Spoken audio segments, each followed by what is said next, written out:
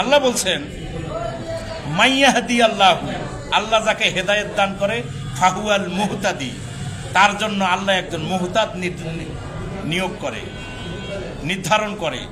তো মুহতাদি, মুহতাদ মানে কি? মানে হাদি শব্দ থেকে মুহতাদি, হাদি মানে হেদায়েত দানকারী। মুহতাদ মানে কি? পথ প্রদর্শক। আল্লাহ যাকে হেদায়েত দেয় তার জন্য একজন পথ প্রদর্শক আল্লাহ মনোনীত করে দেয়। অমাইয়ুদলিলহু, আর আল্লাহ যাকে গোমরা করে, যাকে পছন্দ করে না, হেদায়েত দেয় না, ফালান তাজিদালাহু ওলিয়াম মুর্শেদা, তার জন্য কোনো ওলিও রাখে না, মোর্শেদও রাখে না। তা পাইলেন কি?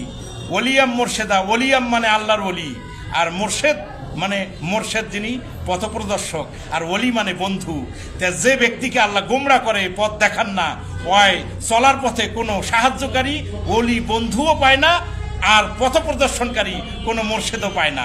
এই জন্য আল্লাহ স্পষ্টভাবে বলছে ওলিয়াম মোর্শেদা, সে ওলি এবং মোর্শেদ রূপে কাউকেই পায় না। কোরআনের আয়াত, সূরা কাহাফের 17 নম্বর আয়াত। তাহলে পাইছেননি? কোরআনে মোর্শেদও আছে, ওলিও আছে।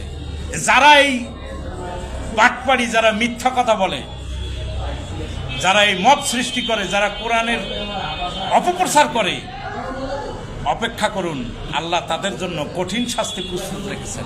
তাদের জন্য দুনিয়াতে লাঞ্ছনা, আখেরাতেও লাঞ্ছনা।